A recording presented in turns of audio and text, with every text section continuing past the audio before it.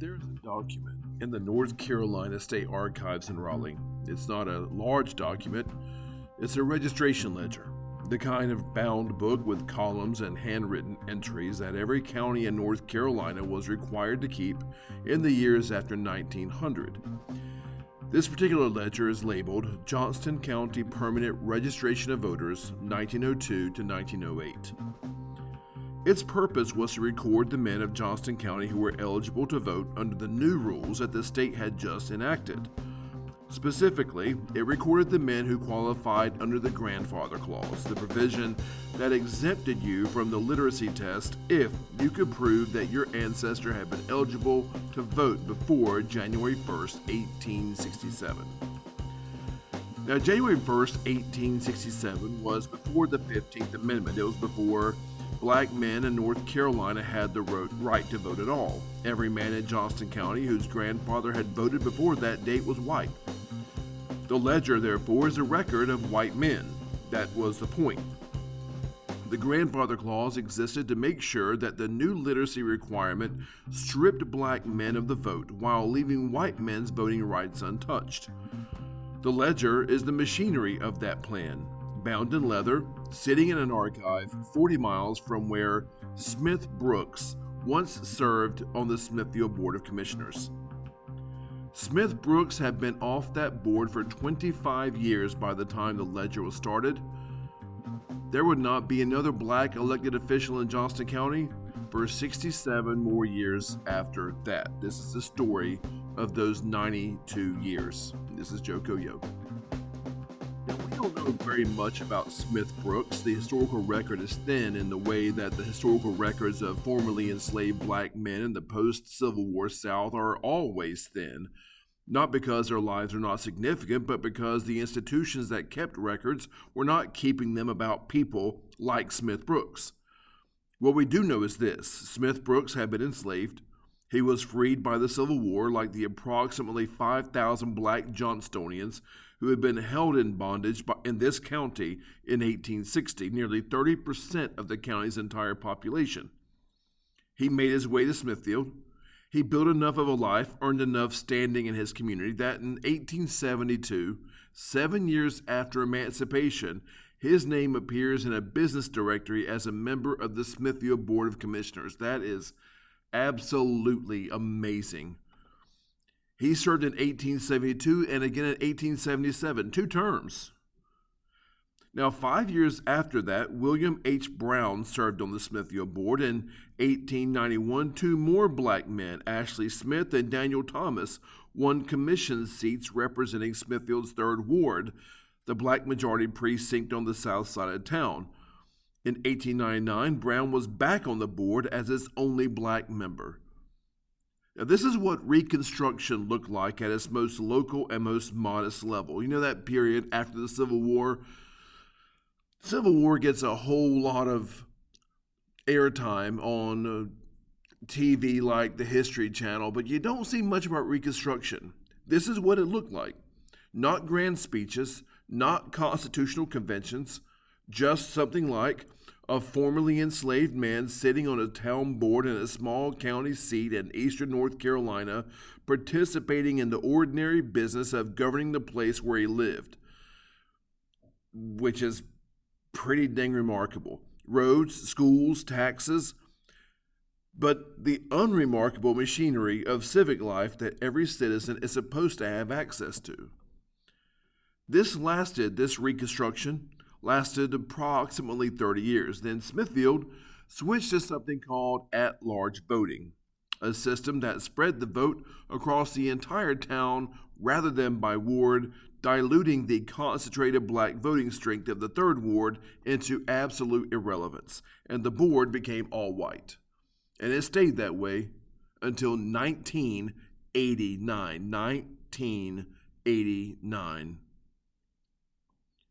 Now, the Smithfield at-large switch was not an accident. It was part of a statewide campaign that followed the Wilmington Massacre of November 1898.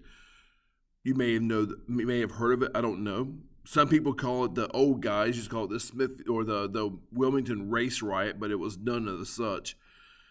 But it was never a white mob overthrew the elected biracial government of Wilmington, North Carolina, killed an unknown number of black residents, and installed a white supremacist government in its place. It was the only successful armed coup d'etat in American history. North Carolina's Democratic Party had orchestrated it deliberately, and having demonstrated what organized violence could accomplish, they moved immediately to cement the result in law. In 1899, the legislature passed new registration laws giving Democrats control over who had properly registered. In 1900, they put a constitutional amendment on the ballot requiring every voter to pass a literacy test and to pay a poll tax. The grandfather clause exempted white men whose ancestors had voted before 1867, before black men had the right to vote at all. That campaign was explicit. One prominent politician, in Johnston County no less, said, I quote, "No Negro must vote." He said, from Johnston County, "All white men must vote. We'll try to bring this about by law. If that don't go, well, we can try another tack." Well, it went. Between 1900 and 1902, black voter turnout in North Carolina collapsed from a meaningful share of the electorate to nearly zero. The literacy test was not neutral. Registrars chose which passage of the Constitution a prospective voter had to interpret, and when black men came to register, they received passages that even legal scholars found difficult. White men received much easier ones. The test had no correct answer when the registrar had already decided the outcome. In Johnston County, the bound ledger of grandfather calls registrations from 1902 to 1908, sitting today at the NC State Archives, is the physical record of how this worked. White men's names, column after column, and no black men, because no black men could get past the desk. The poll tax was due in the spring, planting season, when black sharecroppers, the ones that made the least amount of money by design, were least likely to have cash. This was not a coincidence. Every element had been engineered to produce one result: the removal of black citizens from political life, and it worked for 65 whole years.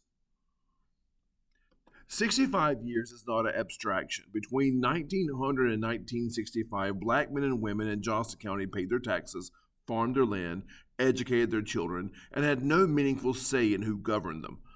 The bright leaf that built the county's economy was grown in significant part by black sharecroppers working land that they would never own, selling into a market that consistently underpaid them.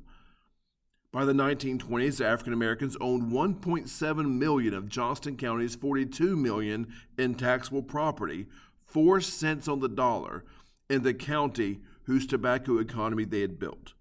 4 cents on the dollar. During those 65 years, 4 black men were lynched in Johnston County: Charles Smith and Thomas Henry Davis, thrown chained into the Neuse River on Christmas Eve, 1884. Jim Bailey in 1901, Jim Wilson, who was taken from the Selma jail in 1914 by a mob of 500 people while governor's militia arrived too late. No one was convicted, not one. During those same years, KKK billboards still on the county roads, a robed figure, a burning cross, active recruiting signs visible to every black family driving to church or to school or to the tobacco market. Those signs were there into the 1970s. I know because I saw them. This is not ancient history, y'all. This is the government under which Smith Brooks' grandchildren grew up. Now, switch gears a little bit, but not a lot. Mack Jr. Sowell, I hope I'm pronouncing his name right, was born around 1944 in Johnston County. He started school at age 4. He was very good at it, exceptionally good. He graduated valedictorian of his class at age 16 and was accepted at Shaw University in Raleigh, the historically black university founded in 1865 by a freed slave and a missionary, 1 year after emancipation. He graduated from Shaw in 1964 with a degree in English and a minor in French. Then he came home to Johnston County. Now, this is worth pausing on. He came back home to Johnston County. Mack Sowell had graduated from college in 1964. He was 20 years old, highly educated, and full of the possibilities that education opens. He could have gone anywhere. He came home to Selma, North Carolina, and signed his first professional contract on the steps of the Raleigh Memorial Auditorium to teach English at Richard B. Harrison High School, the segregated black high school in Selma, named for the actor who originated the role of God in the original production of Green Pastures, a man who had himself refused to perform in segregated theaters. Sowell taught there for 6 years. Now, while he was teaching, he was also doing something else. He was picketing. That is brave. Johnston County's public accommodations, its lunch counters, its theaters, its waiting rooms, were still segregated in the early 1960s, and Sowell was among the civil rights leaders who took to the streets to protest it. He was arrested. He was jailed. A 20-year-old English teacher from Selma in Johnston County jail cell for the act of insisting that he had the right to eat at the same lunch counter as everyone else. He kept going. In 1968, 3 years after the Voting Rights Act had finally, federally, legally restored what the 1900 Amendment had stripped away, Sowell organized voter registration drives in Johnston County's black community. He knocked on doors. He explained the process. He drove people to the registrar's office. He built a constituency, one conversation at a time, in a county where the memory of what happened to people who tried to vote was less than a generation old. In 1969, he ran for Selma Town Council. He was 25 years old, and he won. He was the first black elected official in Johnston County since William Brown had served on the Smithfield Town Board of Commissioners in 1899. 70 years. 70 years, not 92, which was the exact gap from Smith Brooks' first term to Sowell's election in 92 years. 1877 and 1969. From Brown's last term to Sowell's election is 70 years. Whatever number you use, that's a number that should stop you absolutely cold. There is a temptation when telling a story like this one to end on the note of victory. Mack Sowell won. The Voting Rights Act passed. The literacy test was banned. The at-large system in Smithfield was finally challenged in federal court in 1989. Wow. And replaced with district voting that allowed black candidates to win seats that they had been structurally excluded from for 89 years, the arc of the moral universe and so forth. But the gap deserves to be held in view for a moment longer than that. Smith Brooks served on the Smithfield Board of Commissioners because the Reconstruction Amendments to the Constitution gave him that right. Or I like to think of it as they had finally recognized the right that had been there from the very beginning. But also because the brief period of federal enforcement of those amendments made it possible for him to exercise it. When the federal government withdrew, the right remained on paper, sure, but it disappeared in practice. Replaced by a system of laws, customs of violence, and administrative machinery that was so effective at its purpose that it held for nearly a century in Johnston County. The machinery did not spring up spontaneously. It was designed, named, debated, voted on, and signed into law by specific people whose names are in the record. Furnifold Simmons wrote the amendment. Democratic Party operatives ran the campaign. County registrars administered the literacy test. Landlords timed the poll tax to fall during the planting season when people couldn't afford it.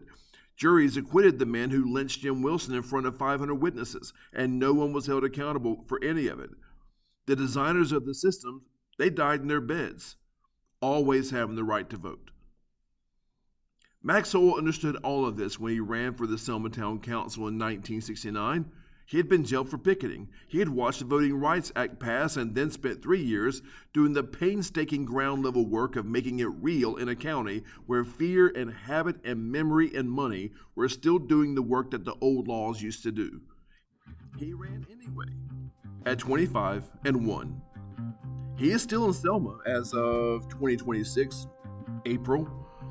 He is the pastor of a church there. He still advises the alumni body of Richard B. Harrison High School. The town named him Grand Marshal of the Railroad Days Parade in 2019. Y'all, Smith Brooks, who was enslaved and then freed and then elected and then excluded, has no parade named after him. His first name is in a business directory from 1872, and that's pretty much all that remains. The gap between them, 92 years, 2 names, 1 county, is the shape of a specific injustice that Johnston County built and maintained and enforced, and which it still has not yet fully reckoned with. That reckoning, if it comes, should start with knowing the names: Smith Brooks, Mack Sowell, and everything the county built between them to keep those 2 names from being closer together. Y'all, it's Joko Yo, and so have a good day.